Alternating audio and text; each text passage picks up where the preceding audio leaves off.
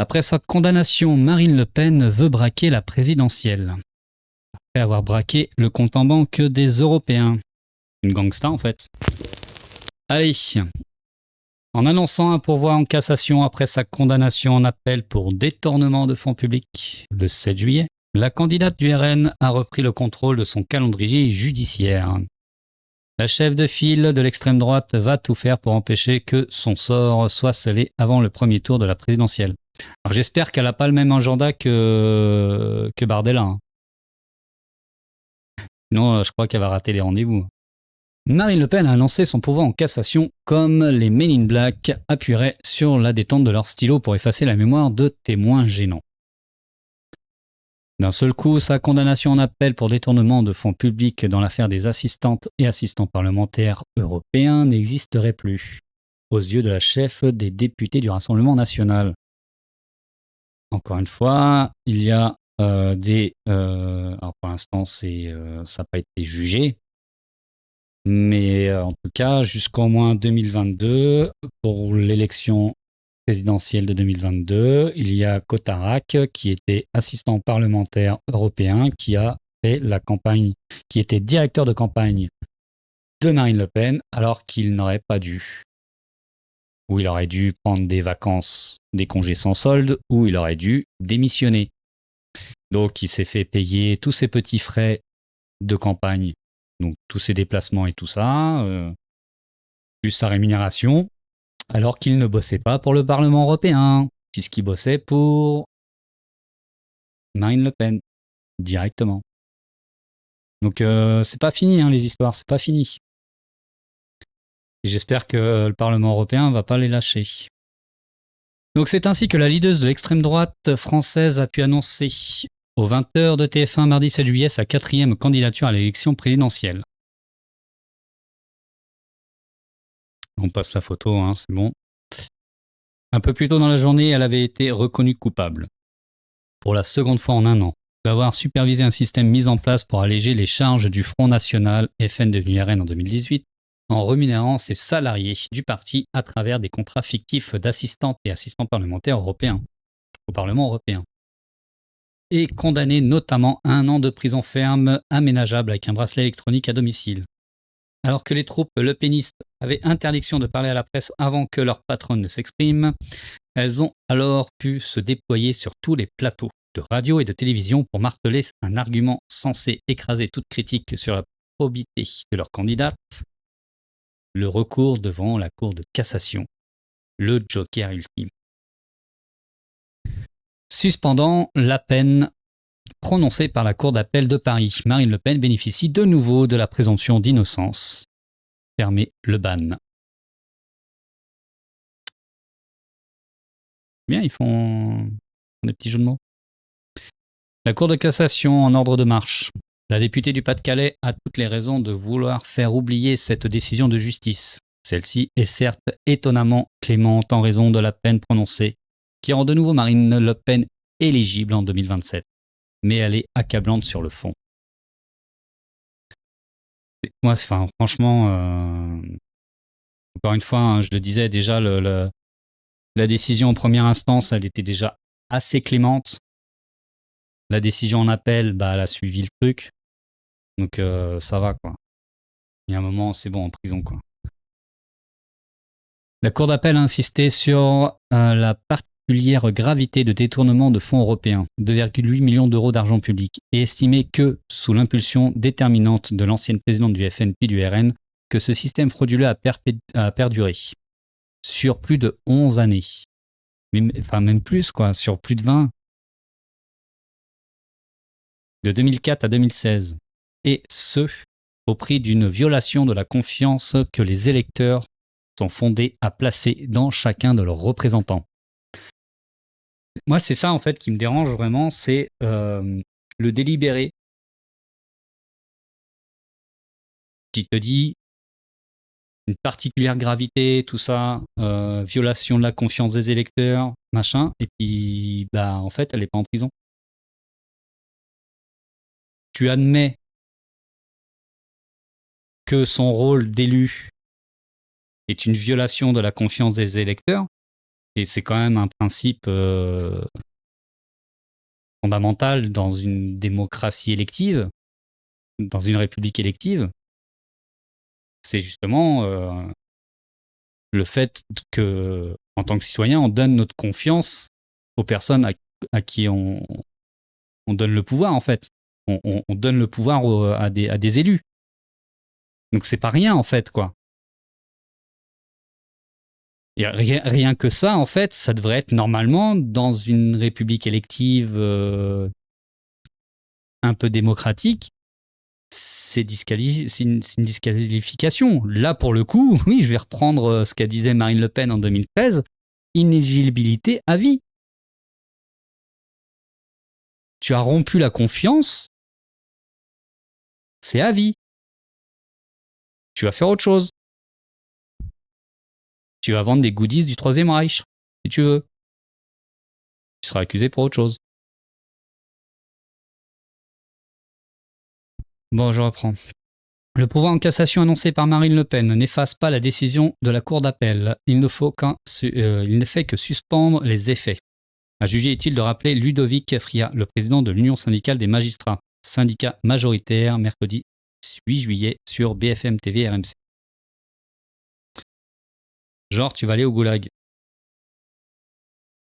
Bah, au moins, genre, tu arrêtes ça, en fait, quoi. Tu arrêtes ce métier-là, en fait. Top, tu t'as pas le droit. Comme pour d'autres secteurs, tu vois, t'es reconnu coupable de maltraitance ou quoi que ce soit dans le soin, bon, bah, t'as plus le droit d'exercer ton métier de soignant. Tu vois, ça me paraît logique. T'es un pyromane, bah, t'as pas le droit d'être pompier. Tu vois, normalement, t'es violent, t'as pas le droit d'être policier. Normalement. Tu vois, bon, on est un peu dans un système à l'envers. Si t'es violent, tu peux être policier. Si t'es pyromane, tu peux être pompier. Si tu maltraites les gens, tu peux bosser dans le médical. Ou tu peux être macroniste. Bref. Le pari est risqué sur le papier. Son sort judiciaire pourrait être tranché dès le début de l'année 2027. Un hiérarque, bizarre comme nom, je reprends. Un hiérarque de la Cour de la cassation assure en effet à Mediapart que la plus haute juridiction s'est mise en ordre de marche pour être en mesure de statuer avant le premier tour de l'élection, le 18 avril. Il faudra pour cela faire passer en priorité absolue l'examen du pourvoi qui seront déposés par le RN devant la chambre criminelle, dont les délais habituels sont plutôt compris entre 1 et 2 ans.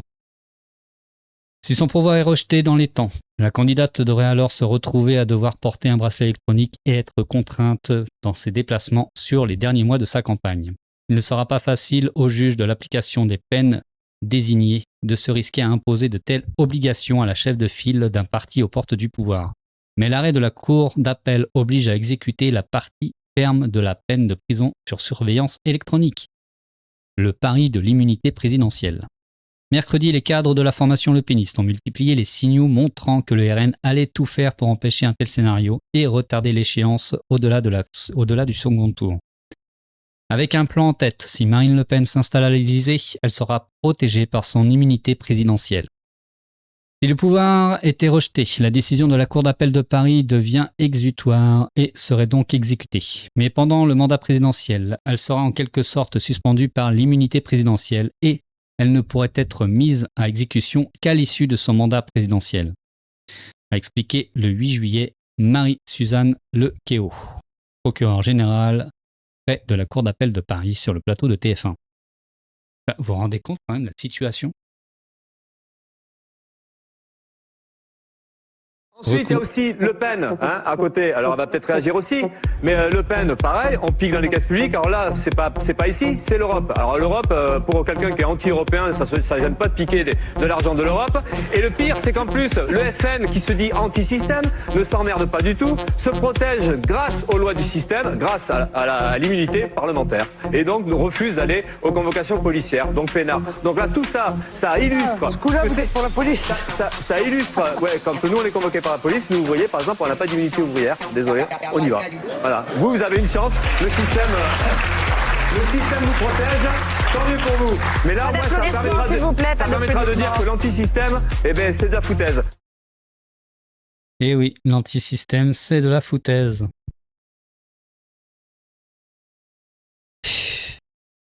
C'est quand même, enfin, c'est quand même une situation assez. Moi, je pensais qu'après les années Chirac et tout, tu vois, on allait sortir de tout ça, mais non, non. Vive la corruption en France, quoi. Les troupes frontistes veulent donc gagner du temps.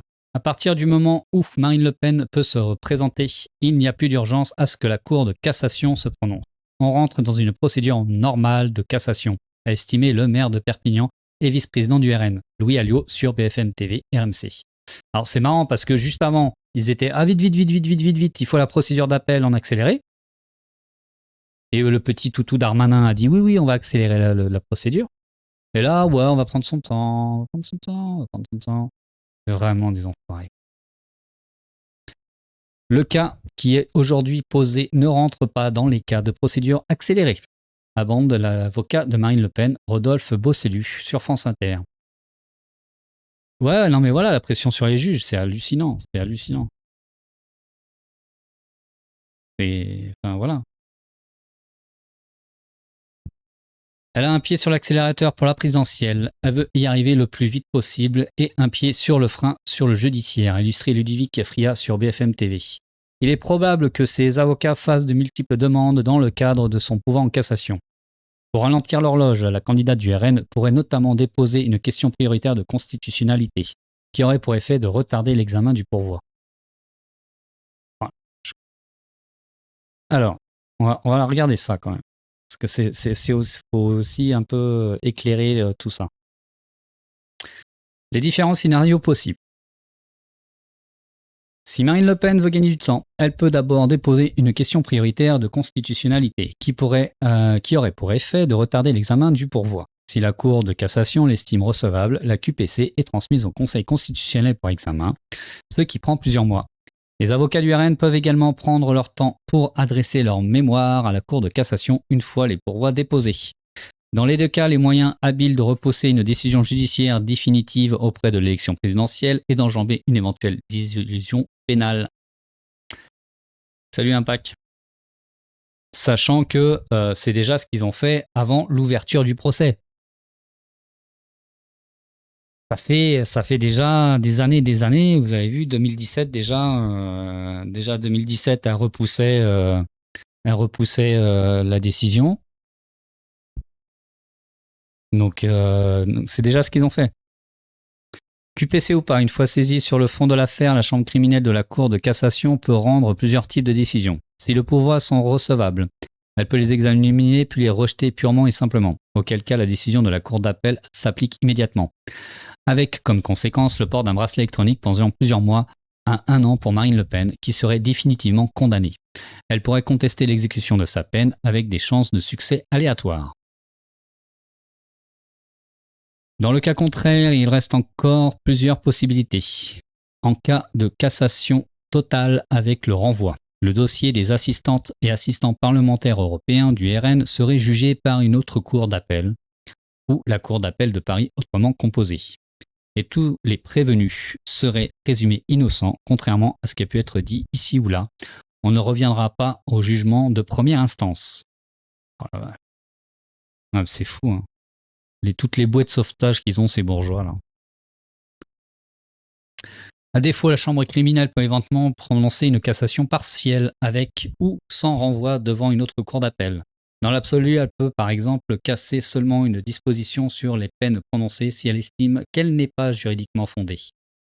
La Cour d'appel de Paris ayant pris le soin de rédiger méticuleusement son arrêt, le scénario d'une cassation totale ou partielle n'est pas le plus probable.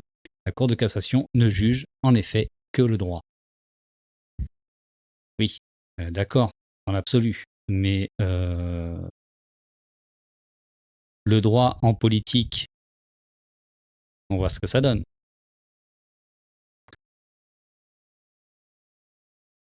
Je ne joue pas la montre. Je suis une citoyenne qui use de ses droits. C'est défendu Marine Le Pen mercredi matin à La Flèche, dans la Sarthe, lors d'un déplacement censé prouver l'unité de binôme qu'elle forme avec son potentiel Premier ministre Jordan Bardella. La leader frontiste est aujourd'hui prête à engager un bras de fer avec la justice, au risque d'une mise sous pression des institutions en pleine campagne pour les élections suprêmes. Il n'y a plus de scénario où je ne pourrais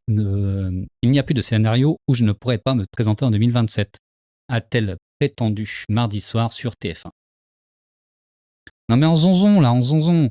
Franchement, là, les camarades d'Antifa, si vous êtes dans le coin ou à faire des campagnes, continuez à foutre le sbeul, quoi. Avec des pancartes en prison avec Sarko, quoi. Dans le monde du RN, Marine Le Pen est la mieux placée pour savoir si elle est innocente ou coupable, comme l'a affirmé le député Jean-Philippe Tanguy sur France Inter au lendemain de sa condamnation en appel de sa patronne. C'est génial. C'est génial, hein. C'est incroyable leur renversement de valeur à chaque fois. Toutes les racailles des quartiers, tout ça, là, c'est présumé coupable. Et à chaque fois, ils disent ouais, t'as bien beau te crier ton innocence, on sait que t'es coupable. Vu que t'es basané, tu vois, c'est forcément, ça se voit sur toi, sur ta tronche, t'es coupable. Par contre, eux, non, en fait, moi je sais que je suis pas coupable. Mais ce foutage de gueule, moi, ça me sidère. Je sais pas si il a été repris ou pas. Salut Davy, ouais, déjà debout. Je sais pas s'il a été repris sur France Inter, mais enfin, je veux dire, il y a un moment, il faut arrêter de se foutre de la gueule du monde, quoi. L'ancienne numéro 1 du parti, qui par le passé avait fait de sa prétendue probité un argument de campagne, ne considère en rien qu'une condamnation en appel pour détournement de fonds publics la disqualifierait pour 2027, opposant les magistrates et magistrats au peuple dans une rhétorique trumpienne et fasciste pour le coup. Elle estime même que les Français seraient les seuls juges de cette décision de justice qui était rendue définitive. Pardon, je reprends. Donc, opposant les magistrates et magistrats au peuple dans une rhétorique trumpienne, fasciste. Ça, c'est une particularité du fascisme, justement. Elle estime même que les Français seraient les seuls juges de cette décision de justice, était rendue définitive par la Cour de cassation avant la présidentielle, tout en se demandant pour s'éviter le statut de délinquant candidate à la présidentielle. Mais ça, c'est vraiment la particularité fasciste. C'est chanter tous les contre-pouvoirs en disant « Non, moi je suis l'élu du peuple, donc il n'y a que le peuple qui peut me juger. » Mais qui est au courant de l'histoire en fait ? Qui a lu les dossiers d'accusation ? Qui a lu les dossiers de la défense ? C'est les juges en fait. D'où tu vas te dire que en fait la sainte parole du peuple, que tu vas une fois être au pouvoir, leur mettre bien à l'envers en plus. Et ça, c'est le fascisme. C'est ça le fascisme. C'est dire je suis le ou la sainte élue du peuple, donc je n'ai pas à rendre des comptes aux contre-pouvoirs. Sachant que les contre-pouvoirs sont déjà bien problématiques. Salut Mélanchil, bonjour, le problème c'est la peine d'inéligibilité ferme qui a été réduite à 5 ans à 15 mois. Ouais, bien sûr, ouais, non, ça c'est un gros problème. Moi déjà, dès le compte rendu de la première instance, j'ai trouvé ça faible. Par rapport au compte rendu qu'ils ont donné, avec des mots forts, avec des accusations fortes, et quand tu vois la peine qu'ils donnent, tu fais mais il y a un problème entre le discours et la peine. Il y a un problème. Et on continue chez Mediapart. L'immunité présidentielle, la carte joker de Marine Le Pen pour éviter un passage par la case prison. Si elle remporte la présidentielle, la candidate du Rassemblement national sera protégée par l'exécution d'une éventuelle condamnation définitive pour détournement de fonds publics jusqu'à son départ de l'Élysée. D'où l'intérêt pour elle de gagner du temps jusqu'en l'élection 2027. Donc ça reprend la fin de l'article précédent. Contre la délinquance et le laxisme judiciaire, Marine Le Pen a longtemps prétendu défendre la même solution. Il faut que les peines soient prononcées et il faut que les peines prononcées soient appliquées. Insistait-elle face à Emmanuel Macron le 3 mai 2017 lors du débat entre deux tours de l'élection présidentielle. Pour au fond, on pourrait être d'accord avec elle. Et oui, bah en prison. 2 condamnations pour détournement de fonds publics plus tard. La représentante du Rassemblement national a visiblement changé d'avis. En tout cas, en ce qui la concerne. Putain, elle est devenue anticarcéraliste. Ces retournements de veste, franchement, je m'y attends pas. C'est rétroactif en plus. Non, en fait, c'est une suspension. Enfin, c'est une pause.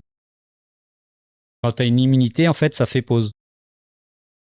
La justice fait pause quand il y a une immunité. C'est ça le truc. C'est pour ça qu'avant qu'il y ait le tribunal, bah, en fait, elle a tout le temps joué sur son immunité parlementaire, européenne ou nationale. Et donc, elle a toujours fait repousser comme ça, tu vois, parce que ça date, hein. Ça date. Sauf que bah, la justice pouvait pas avancer tant qu'elle avait son immunité. Il a fallu une décision, mais ça date même avant 2011. Ça date même avant 2011. Et en fait, il a fallu, je sais plus ce qui s'était passé. Enfin, il y a eu une décision comme quoi, bah là, en fait, son immunité ne pouvait pas repousser, tu vois, jusqu'au bout, quoi. Bref. Et c'est pour ça qu'elle veut refaire le même scénario. Ça date depuis l'Égypte même. Ah oui, depuis de toute façon la création, je pense, du RN, hein, du FN, quoi. C'est un système bien huilé. 2 condamnations pour détournement de fonds publics plus tard. La représentante du Rassemblement national a visiblement changé d'avis. En tout cas, en ce qui la concerne, en officialisant sa candidature en réaction à sa condamnation en appel à 3 mois de prison, dont une ferme sous bracelet électronique, la chef de file du parti d'extrême droite provoque une situation qui pourrait lui permettre d'éviter d'être placée sous les écrous en 2027, même en cas de confirmation de sa peine par la Cour de cassation.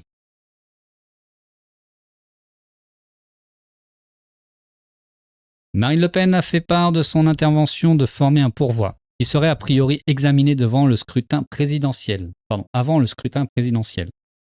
dont le premier tour doit se tenir le 18 avril 2027, a confirmé le procureur général après la Cour de cassation, Rémi Hetz.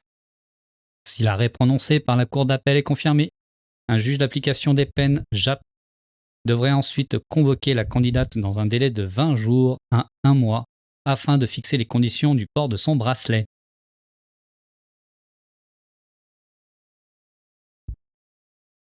Au lieu de nous faire chier avec leur candidature avec 500 parrainages de merde, bah je sais pas, déjà tu devrais dire, à partir du moment où tu es dans une affaire judiciaire, on doit attendre que tout le processus judiciaire soit fini avant que tu puisses te présenter à n'importe quelle élection. Ça devrait être la condition minimum en fait, quoi. Dans une démocratie. Normalement, je sais pas. Et après on va faire le son dans des pays que ce sont des pays corrompus, quoi. Sauf en cas de victoire à la présidentielle. Pendant le mandat présidentiel, la condamnation ne serait en quelque sorte suspendue par l'immunité présidentielle et elle ne pourrait être mise à exécution qu'à l'issue de son mandat présidentiel, a rappelé sur TF1 Marie-Suzanne Lequéot, procureure générale près de la Cour d'appel de Paris. Bah, vous imaginez quand même ?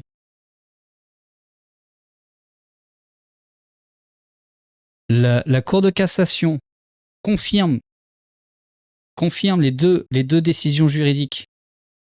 Donc elle est définitivement inculpée et elle devient présidente. Mais ça arrive où, ça ? Mais ça arrive où ?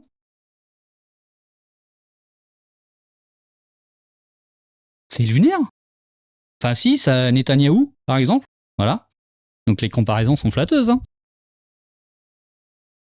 Une situation sans précédent. L'article 67 de la Constitution dispose en effet qu'une ou qu'un président de la République ne peut être poursuivi pour des actes accomplis en sa qualité de chef de l'État. Mais aussi, ce qui est moins connu, qu'il ou elle ne peut faire l'objet d'une action, d'un acte d'information, d'instruction ou de poursuite de nature pénale pendant l'exercice de son mandat.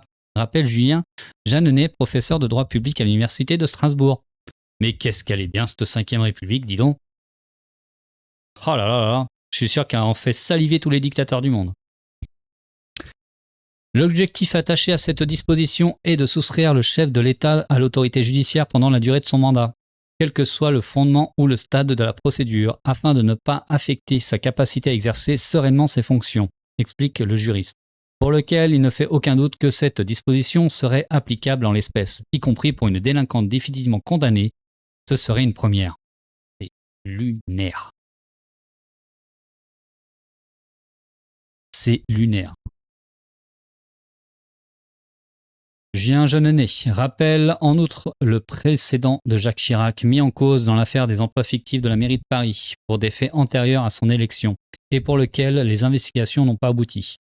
Qu'après son départ à l'Élysée, l'ancien président de la République n'avait été mis en examen qu'en novembre 2007, 6 mois après avoir quitté l'Élysée avant d'être condamné en décembre 2010. Là, le précédent, en fait, c'est que Chirac n'avait pas été condamné avant. Là, il y a quand même le truc où, pour l'instant, elle est condamnée. Elle fait encore appel. C'est ça qui est lunaire, en fait. Bon, on savait tous que Chirac, c'était un voleur. Hein. T'es pas choqué. Hein.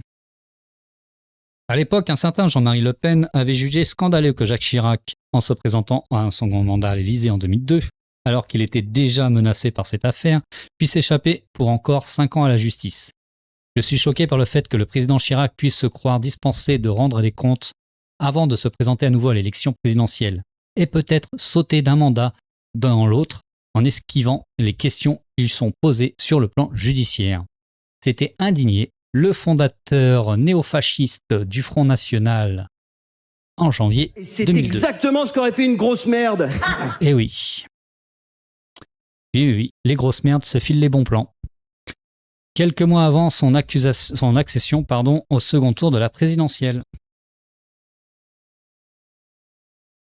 En novembre 2012, dans un rapport remis au président de la République François Hollande, une commission présidée par l'ancien premier secrétaire du Parti socialiste Lionel Jospin avait réagi à cette situation en suggérant de mettre fin au principe d'inviolabilité pénale et civile du chef de l'État pendant la durée de son mandat.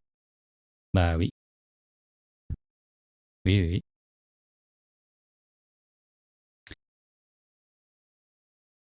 Il n'y a pas d'exception, tout citoyen doit avoir à rendre des comptes.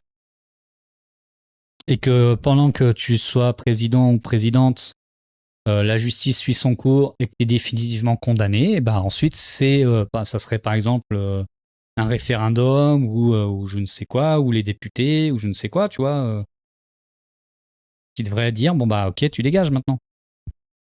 Ou alors ça devrait être automatique. T'es coupable, hop, on refait une élection. Tu dégages.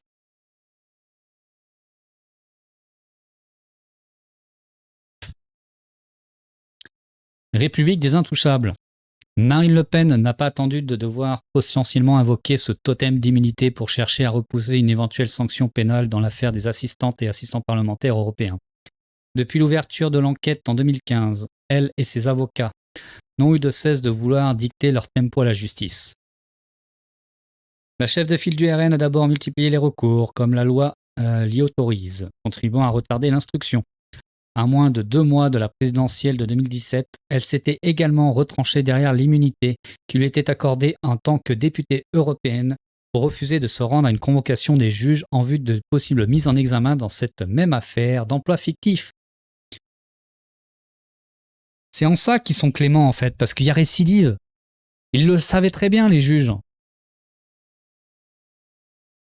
Si tu lui mettais pas du ferme, forcément qu'il allait y avoir récidive.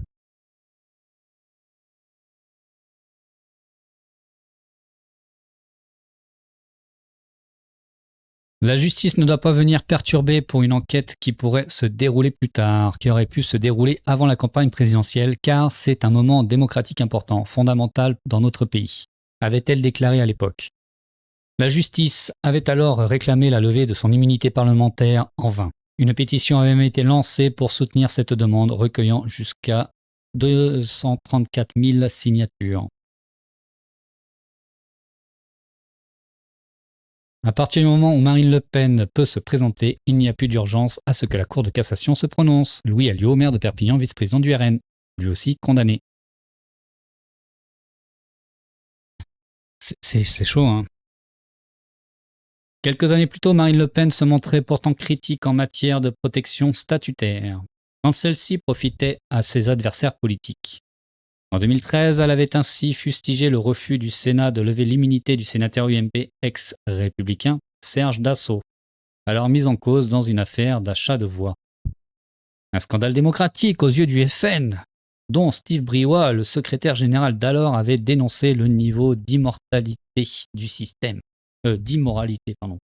Donc avait dénoncé le niveau d'immoralité du système, en appelant les électeurs et électrices à rejoindre la seule force politique qui se fait encore une haute idée du bien public et de l'intérêt général. Ah bah oui, ils se font une très haute idée du bien public pour s'en foutre plein les poches. Ah oui. Oui, tu t'en fais une très très belle idée, d'ailleurs. C'est en effet à l'époque où la chef de file de l'extrême droite française faisait encore la probité revendiquée au FN un argument électoral, vitupérant contre la République des Intouchables et réclamant une peine complémentaire d'inéligibilité à vie pour les personnes condamnées pour les détournements de fonds publics.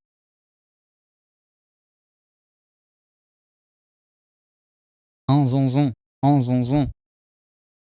Alors, petite boîte noire. Quand les RN votent à Bruxelles pour l'inéligibilité en cas de détournement de fonds publics. Entre les deux condamnations de Marine Le Pen pour détournement de fonds publics en première instance et en appel, le Parlement européen a adopté une nouvelle directive pour lutter contre la corruption.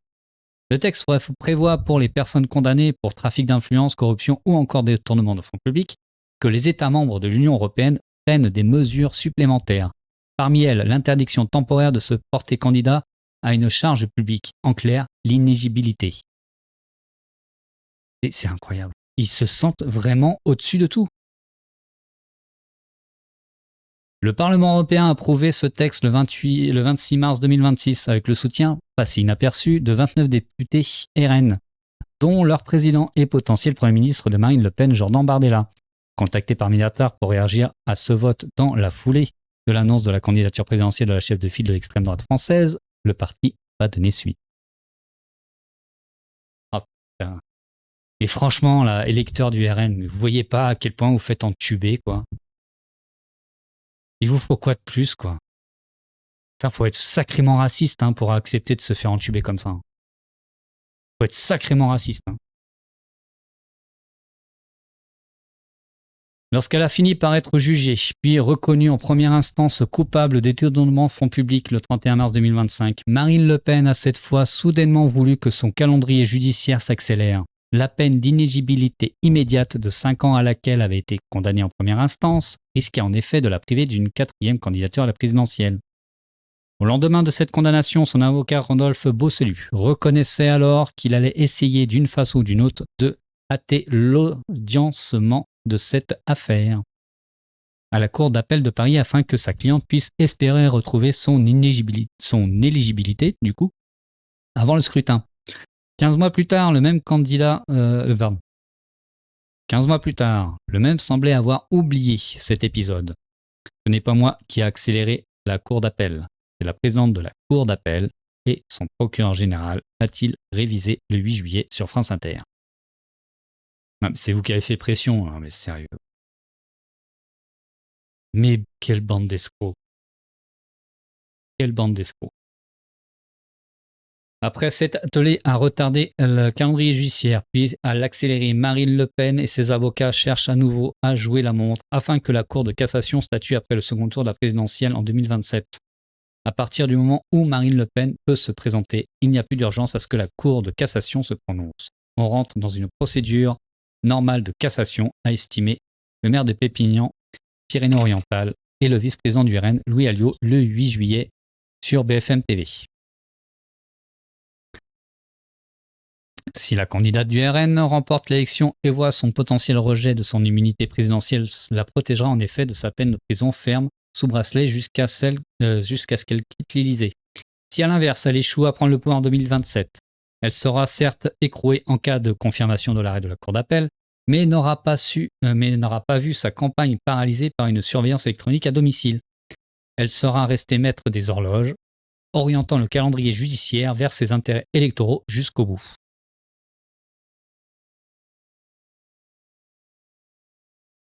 C'est le triste récit de la justice de classe.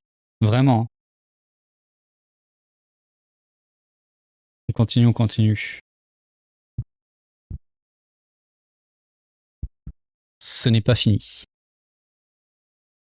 Soupçon de détournement de fonds européens. La droite au secours du RN. Mardi 14 juillet, la commission de contrôle budgétaire du Parlement européen a choisi d'enterrer une nouvelle affaire d'irrégularité financière touchant le groupe des Patriotes. Le symptôme d'une institution qui couvre ses membres et d'un rapprochement croissant entre droite et extrême droite.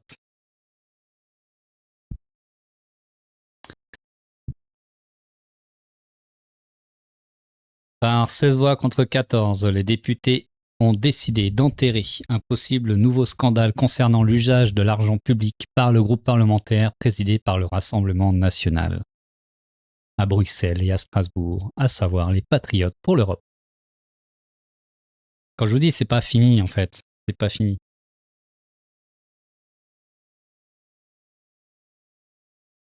Mardi 14 juillet, le scénario craint par les gauches et le centre-droit s'est matérialisé, celui d'une alliance entre toutes les variétés d'extrême droite et les élus de la droite traditionnelle du Parti populaire européen, PPE.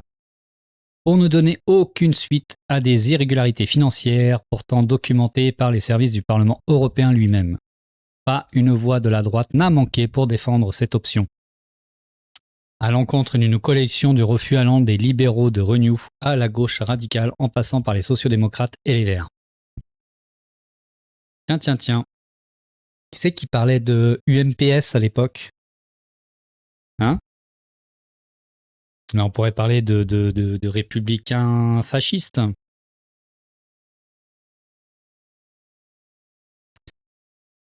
Ce rapport de force s'est noué au sein de la commission de contrôle budgétaire, appelée à se prononcer sur un rapport accablant de la Direction générale financière du Parlement européen. À 2 voix près, ses membres ont adopté une lettre destinée à la présidence de l'institution, Roberta Metsola, se contentant de juger extrêmement regrettables les manquements observés aux règles applicables en matière d'appel d'offres. Voilà, c'est... Non mais sérieux quoi. C'est pourri jusqu'à la moelle. Hein.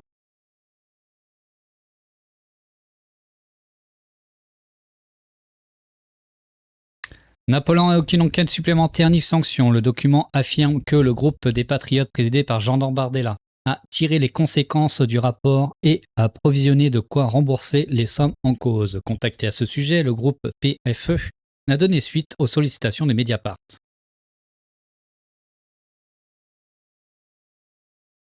C'est pire que les JPN. Là, ça lave plus blanc que transparent, quoi.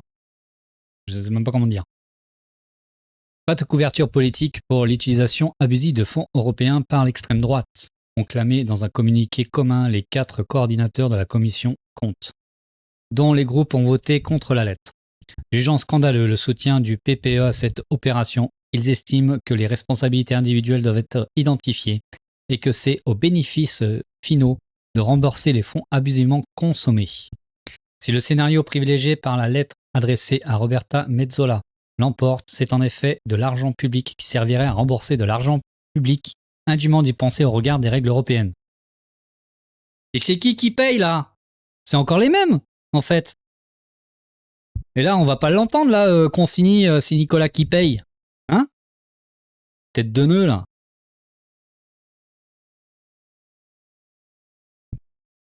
Non mais c'est trop fort. Ils remboursent avec notre argent. L'argent qu'ils nous ont volé. C'est magnifique. C'est magnifique. C'est magnifique. Et tout ça, c'est légal. C'est franchement, là, on est pas mal. Hein.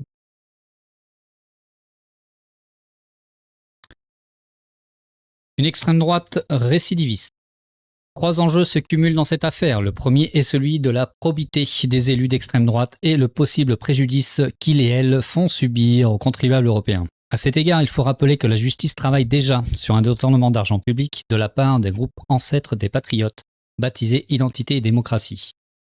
Lors de la mandature précédente, 2019-2024, les montants en cause s'élèvent à 4 millions d'euros. Bon, le RN pourrait dire, petit joueur. Nous, à nous tout seuls, on a fait déjà plus de 4 millions. On va vous apprendre. En 2025, face à de tels faits allégués, la Commission avait réagi différemment, avec un courrier demandant à la présidente du Parlement d'engager sans délai les procédures requises.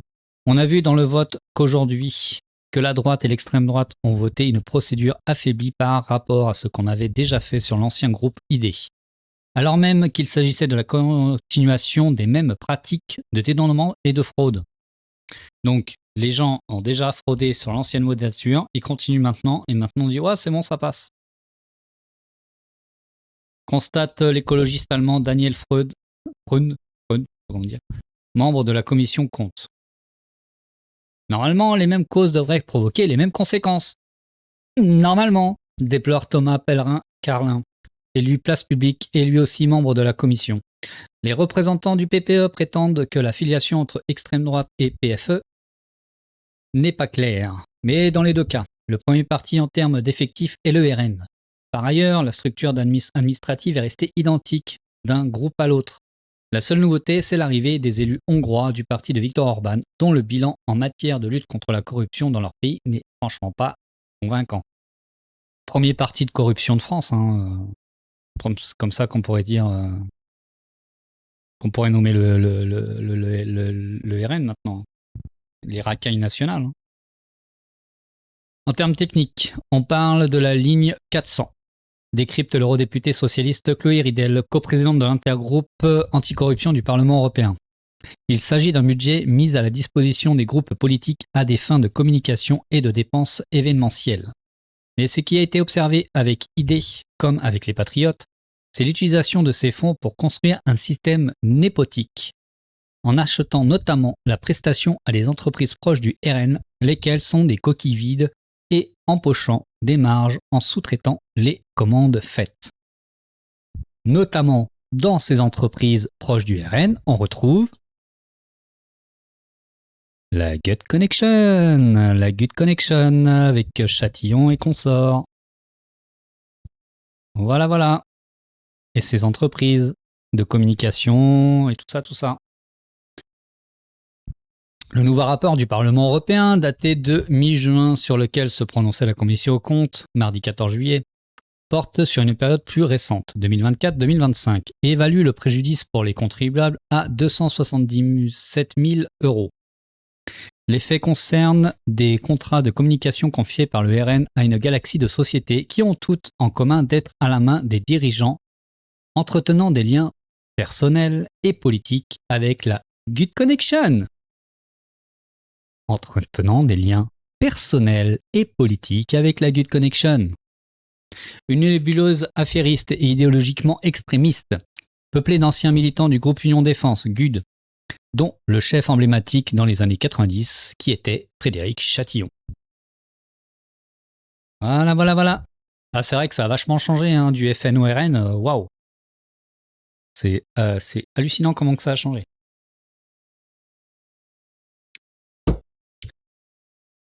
Faut être sacrément raciste pour accepter de se faire entuber autant.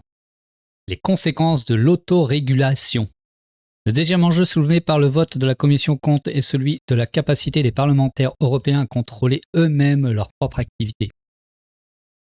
Putain, c'est super ça en fait. Là, on va faire notre propre police nous aussi, ça va être bien.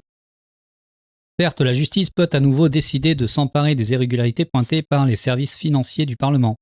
Mais le signal politique envoyé par les élus censés veiller à l'usage de l'argent public est celui d'une institution complaisante, ne cherchant pas à en savoir plus et prête à des arrangements peu éthiques pour solder l'affaire. Une chanson des Bee Gees. Get connection. Get connection. Ouais. Bien sûr. Avec le bras tendu toujours. Ce vote illustre les limites du mécanisme horizontal de contrôle du respect des valeurs de l'Union. Analyse Alberto Alemanao, professeur en droit à l'EC, HEC Paris. Lorsque l'application des règles dépend avant tout de majorité politique plutôt que de critères juridiques préétablis, le risque est celui d'une polarisation de la responsabilité des partis politiques européens. Or, la crédibilité d'un mécanisme de contrôle repose précisément sur sa capacité à s'appliquer de manière cohérente, indépendante des équilibres partisans du moment. Bah oui. Quand tu es jugé parti, forcément.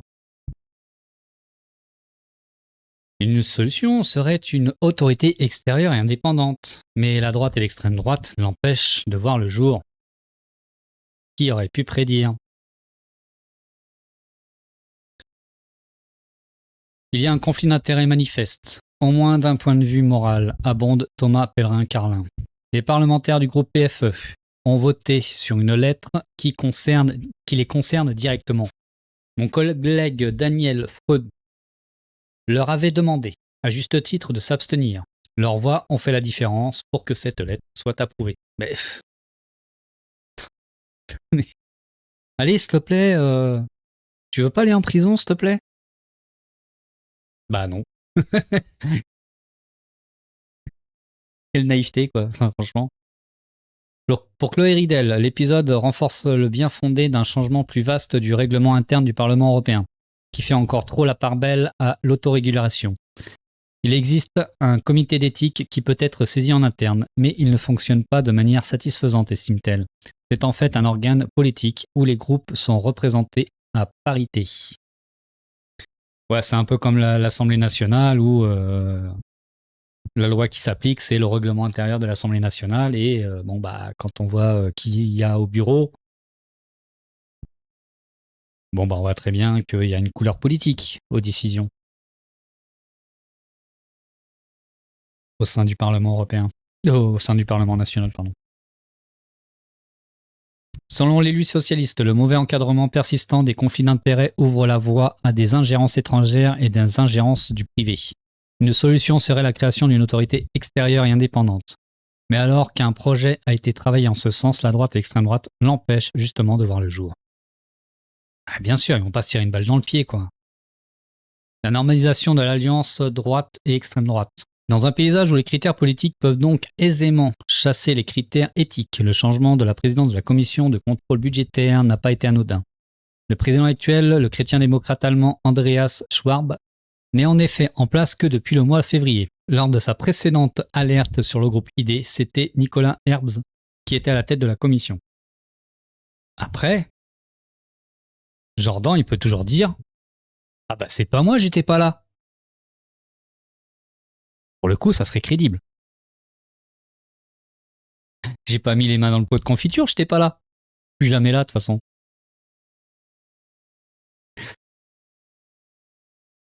Ils viennent du même parti, qui est la CDU, nous glisse une source au Parlement européen, mais n'ont pas la même conscience historique et pas le même rapport à l'extrême droite. Le précédent était très attaché au principe du cordon sanitaire, tandis que l'actuel est beaucoup moins embarrassé. Le vote de ce 14 juillet, à cet égard, illustre une fois de plus l'émergence d'une majorité alternative à celle des groupes pro-européens grâce auxquels Ursula von der Leyen préside la Commission européenne. Il s'agit d'une alliance objective entre le droit du PPE et les groupes d'extrême droite qui se sont retrouvés plus d'une fois main dans la main pour détricoter le pacte vert ou durcir les règles en matière de politique migratoire. Il était déjà clair, témoigne l'eurodéputé écologiste David Cormand, que le PPE incluait les groupes de conservateurs et réformistes européens, ECR, dans le périmètre des fréquentables au seul motif de sa position vis-à-vis de la Russie. L'argument était que le périmètre n'irait pas au-delà. Désormais, les voilà au secours du PFE, groupe dont les principaux membres sont le RN et le parti d'Orban. C'est un nouveau glissement qui n'est pas une surprise. Bah non, c'est pas une surprise. Non seulement le PPE trouve de plus en plus de majorité avec les patriotes pour l'Europe, ajoute son collègue du groupe Daniel Frond, mais maintenant il est prêt à ne pas déclencher les vraies procédures à leur encontre, y compris quand il s'agit de détournement de beaucoup d'argent. Une fois de plus, un rapprochement aussi éhonté pose la question au groupe progressiste de l'attitude à avoir face au PPE. Il faudrait aller jusqu'au bout du raisonnement pour Renew, les sociodémocrates et même nous en fait, admet l'écologiste David Corman. On ne va pas pouvoir multiplier les courriers qui s'indignent de la position du PPE et en même temps considérer qu'on fait partie de la coalition de von der Leyen. Il faut assumer une clarification. C'est clair qu'il faut une clarification, en fait. Soit tu es avec les fachos, soit tu es anti-facho. Mais draguer les deux, ça va être compliqué. Hein. Si je m'aliène à tout jamais le PPE en rompant avec lui, je perdrai tous mes arbitrages et des citoyens en paieront le prix. Non, tu ne paieras jamais le prix d'être clair, en fait, en politique. Tu ne paieras jamais le prix d'être honnête. Et tu ne paieras jamais le prix d'être antifasciste et de le revendiquer.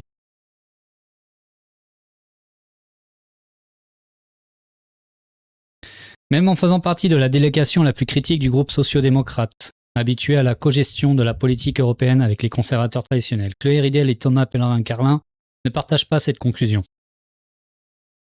Comme nous sommes un groupe pivot, décrit la première, nous sommes toujours soumis au même dilemme, accepter que le droit européen soit détricoté en laissant faire des alliances en dehors de nous, en essayant de négocier avec le PPE pour éviter le pire. Dans certains cas, leur chantage a été inacceptable et on a fini par se retirer de la négociation, comme sur le devoir de vigilance ou le règlement retour pour les exilés. Dans d'autres, on reste jusqu'au bout dans la négociation pour arracher des concessions. Mais non! Vous perdrez toujours! Mais c'est incroyable, ces gens qui font de la politique, qui connaissent rien en histoire politique, en fait, quoi.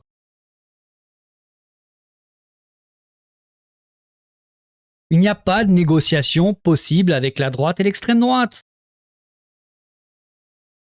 Putain, ça me gonfle, quoi. Si, pour le pire. Ouais, mais voilà, mais de toute façon, c'est jamais eux qui vont renoncer. C'est jamais eux qui vont renoncer. Donc c'est toujours toi qui vas renoncer, c'est toujours toi qui vas faire des compromis, dont compromis, tout compromission, mais bien sûr. Donc non. Non. T'es antifa ou t'es pas antifa, point barre. Ouais, je vais négocier le poids de mes chaînes, c'est ça quoi en fait. Je suis dans une logique de défense du pacte vert européen, soutient le second. Si je m'aliène à tout jamais le PPE en rompant avec lui, je perdrai tous mes arbitrages et des concitoyens en paieront le prix. Dans 3 ans, et même avant, il y a une pression de la société comme lors de la précédente mandature. Des choses peuvent changer. Cette majorité tournée vers l'extrême droite n'est pas une fatalité. Pour l'heure, elle s'est malgré tout constituée au bénéfice du RN, qui, au dépit de son credo anti-système, tire décidément profit du cynisme de la droite et du laxisme des institutions européennes. C'est une cata. Hein. Une cata, c'est une cata. Allez, dernier article. Et on va parler du petit Jordan. Ce que serait le rôle de Jordan Bardella maintenant que Marine Le Pen est candidate. Bah, il va pouvoir faire ses petites balades avec sa princesse. Tranquille. Le président du RN, Jordan Bardella, relégué au rang d'aspirant Premier ministre depuis la candidature de Marine Le Pen, a annoncé au Figaro vouloir constituer un gouvernement d'union nationale. Son allié Éric Ciotti espère convaincre Bruno Retailleau et LR. Bah, l'union de l'extrême droite, hein. Logique. Après, je pense qu'au niveau égo, Édouard Philippe, peut-être pas Édouard Philippe, Retailleau et tout ça, se mettre derrière un branleur.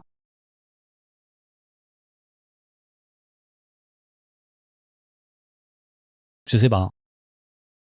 À peine déchu de son statut de candidat RN à la présidentielle, repris par Marine Le Pen à la faveur d'une condamnation clémente pour la Cour d'appel de justice de Paris le 7 juillet, Jordan Bardella a envoyé un message à la droite, dimanche au Figaro. Un appel du pied que sa mentor, du moins dans les discours, s'est longtemps refusé à faire. Promis au poste de Premier ministre en cas de victoire de la candidate condamnée par 2 tribunaux pour détournement de fonds publics, Jordan Bardella est chargé de 3 éminentes responsabilités dans cette campagne. Bâtir le programme. Pardon. Je croyais que c'était une blague. Mais non. C'est bien lui qui va bâtir le programme.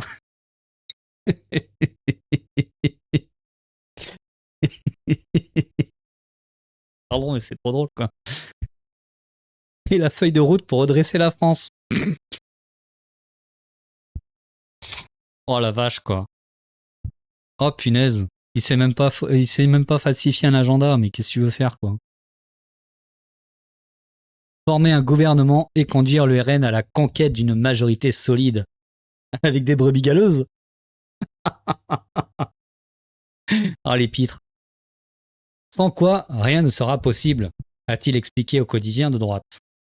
L'eurodéputé a tenu à s'adresser à l'électorat historique de la droite, qu'il estime aujourd'hui orphelin d'un leader et d'une incarnation, tout en laissant entendre qu'il pourrait s'allier à d'autres partis, en priorité les Républicains et Reconquête.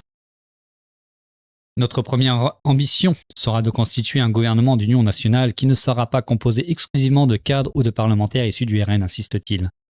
Cette nouvelle architecture politique, nous l'avons déjà construite main dans la main avec nos alliés de l'UDR d'Éric Ciotti. Nous continuerons à le faire. Non mais enfin, quand tu vois la gueule des alliés, mais au secours, quoi. Éric Ciotti appelle Retailleau à soutenir Le Pen. Le même jour, dimanche 12 juillet, le maire de Nice a justement réitéré son appel à l'union des extrêmes droites. L'humanité. Il faut faire une mise à jour. C'est l'union des extrêmes droites. Dans une allocation sonnant comme une opération coordonnée, l'ancien président des Républicains a appelé les cadres du LR à rejoindre sa coalition d'extrême droite, y compris avant la présidentielle, citant en particulier François-Xavier Bellamy et Bruno Retailleau. Deux mecs d'extrême droite. J'ai du respect pour lui, mais il ne peut pas gagner, c'est impossible aujourd'hui. Et donc, je l'appelle à rejoindre cette grande alliance des extrêmes droites, a-t-il lancé à l'ancien ministre de l'Intérieur. C'est là une différence avec Jordan Bardella qui ne croit pas à un ralliement imminent du sénateur vendéen, pariant que celui-ci finira par rejoindre Édouard Philippe. Pour le président du RN, l'objectif d'un accord avec la droite est fixé aux législatives dans le but d'obtenir une majorité qui lui a échappé en 2024 et de construire un exécutif. En 2025, quand les rumeurs d'une nouvelle dissolution bruissaient à l'Élysée, Jordan Bardella s'était pour la première fois dit largement disposé à conclure un possible accord de gouvernement avec LR, qui le voudrait bien en cas de majorité relative d'extrême droite. Bruno Retailleau n'avait alors pas conclu cette option, tout en surjouant ses désaccords avec le RN. « Non, moi je suis encore plus facho que toi, Jordan. Et oui, moi j'étais au Puy du Fou, moi j'ai une formation depuis longue date, tu vois. » Le vice-président de LR, François-Xavier Bellamy, s'efforce lui au Parlement européen de se rapprocher de la droite du PPE à l'extrême droite représentée par le groupe Patriote pour l'Europe. Ça tombe bien qu'on a lu l'article juste avant. Il y a un mois, l'eurodéputé a eu un rôle déterminant dans les rédactions avec l'extrême droite du règlement Retour qui durcit la politique migratoire de l'Union européenne. Si la candidature de Bruno Retailleau que François-Xavier Bellamy soutient ne décolle pas, ces deux figures de LR pourraient-elles rejoindre Marine Le Pen dès le printemps? Attendront-ils les législatives et un accord avec Jordan Bardella, plus enclin aux concessions avec la droite? Désormais, une alliance entre le parti censé hériter le gaullisme et celui confondé par les Waffen-SS ne semble qu'une question de temps.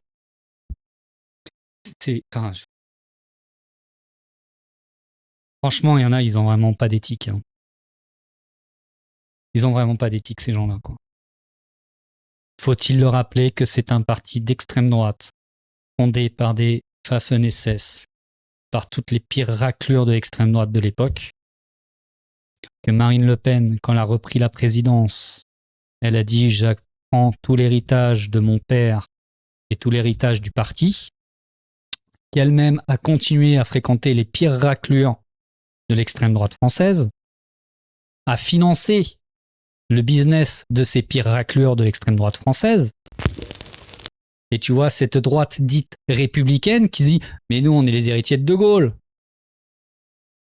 C'est pour ça qu'on va te donner avec des anciens nazis. » Bravo, bravo, bravo.